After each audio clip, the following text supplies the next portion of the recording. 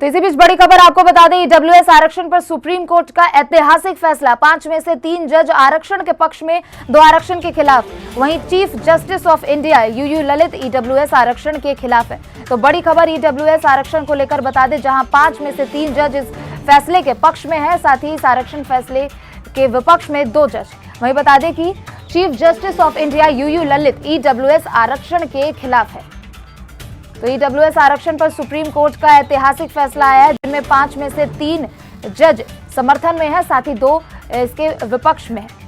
वहीं ईडब्ल्यूएस आरक्षण पर सुप्रीम कोर्ट का ऐतिहासिक फैसला आया। 5 जजों में से 3 जज इस आरक्षण के पक्ष में है और 2 आरक्षण के खिलाफ में है। वहीं chief justice of India UU Lalit EWS के खिलाफ है।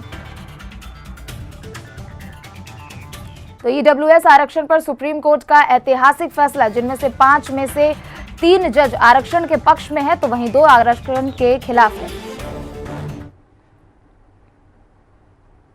तो आज से उत्तराखंड में कांग्रेस की भारत जोड़ो यात्रा का आगाज हो गया। हिंदी खबर ने उत्तराखंड के पूर्व सीएम तीरथ सिंह रावत से कई मुद्दों को लेकर बातचीत की है। क्या कुछ उन्होंने कहा है, आपको सुनवाते हैं। कांग्रेस आज से उत्तराखंड में भारत जोड़ो यात्रा शुरू कर चुकी है और हमारे साथ बातचीत करने के लिए है तीरथ सिंह रावत जी, उत्तराखंड के पूर्व सीएम। सर, अगर बात की जाए तो देखिए, भारत जोड़ो यात्रा का आगाज जो है पूरे देश भर में हुआ और अब उत्तराखंड से शुरू हो चुका है और माड़ा गांव चुना गया है।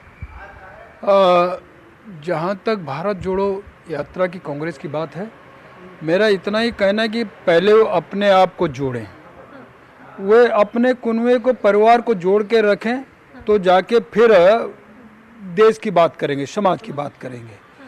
कुनवा तो उनका एक है नहीं, हर रोज कुछ ना कुछ घटनाएं, झगड़े, ये सब रहते हैं, तो वो क्या संभाल पाएंगे देश।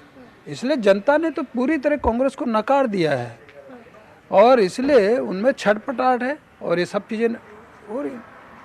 वहीं सर देखा जाए तो आपका देखिए सीमा राज्य भी है। हिमाचल की बात की जाए, हिमाचल को लेकर देखिए कांग्रेस आरोप लगा रही है। इनका कहना है कि चुनाव आयोग जो है वो राज्य सरकार और केंद्र सरकार के दबाव में काम कर रहा है। देखिए, सरकारें हैं और सरकार अपना काम करेगी, लेकिन जहाँ तक चुनाव आयोग की बात है, वो स्वतंत्र बॉडी है, उससे सरकार का पार्टियों कोई लेना देना नहीं होता है और वो अपने समय के हिसाब से सारी चीज़ें तय करती है और संवैधानिक व्यवस्था के तहत वो चलती है और उस व्यवस्था के तहत वो अपना चुनाव करती है। जी, कांग्रेस के पास कुछ कहने को बचा नहीं है, क्योंकि उनको लगता है कि आने वाले समय में हम नहीं आ रहे हैं कहीं भी, इसलिए कुछ ना कुछ कहना है। वहीं अगर बात की जाए, देखिए उत्तराखंड सरकार जो है उत्तराखंड गौरव सम्मान से सम्मानित करेगी, चाहे वे स्वर्गीय विपिन रावत जी हो या फिर अजीत डोभाल हो, और तमाम 5 हस्तियां हैं जिनको सम्मानित किया जाएगा। देखिए, उत्तराखंड अवार्ड के नाम से हमारे जो बड़े बड़े नाम, जिन्होंने देश के समाज के लिए कुछ ना कुछ किया, अपना योगदान, और जिनका सम्मान और प्रतिष्ठा आम जनता में है, उनको सम्मान करने का काम ये सौभाग्य की बात है और खुशी की बात है, उत्साह का है, जिसमें हमारे रक्षा के क्षेत्र से अपने जो अजीत डोभाल जी हैं, हमारे पहले सीडीएस जनरल बिपिन रावत जी हमारे बीच नहीं रहे, यही नहीं तो नरेंद्र तिवारी जो उत्तर प्रदेश के मुख्यमंत्री रहे 2-3 और फिर उत्तराखंड के रहे, ऐसे बहुत 4-5 नाम उसमें हैं। तो ऐसे उन लोगों को सम्मानित करने का काम हो रहा, जो कि एक बहुत ही, मैं कहता हूँ कि सम्मानजनक और इसी तरह का बात है।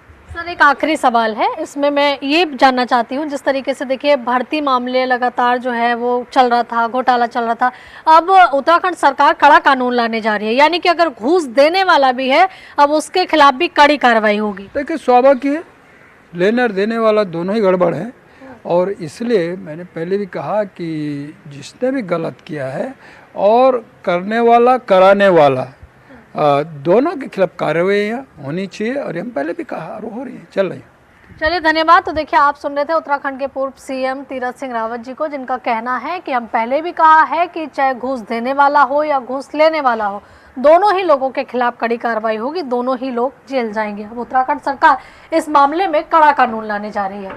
कैमरा दीपक के साथ आंचल यादव, हिंदी खबर, नई दिल्ली।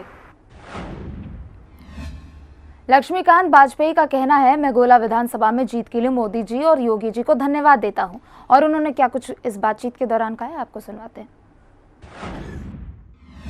उपचुनावों में बीजेपी ने भी अच्छी टक्कर दी है बाकी पार्टियों को। ऐसे में देखिए, बीजेपी ने अगर गोला विधानसभा की बात करें उत्तर प्रदेश की, तो वहां भी देखिए विजय पताका जो है वो फहराया है।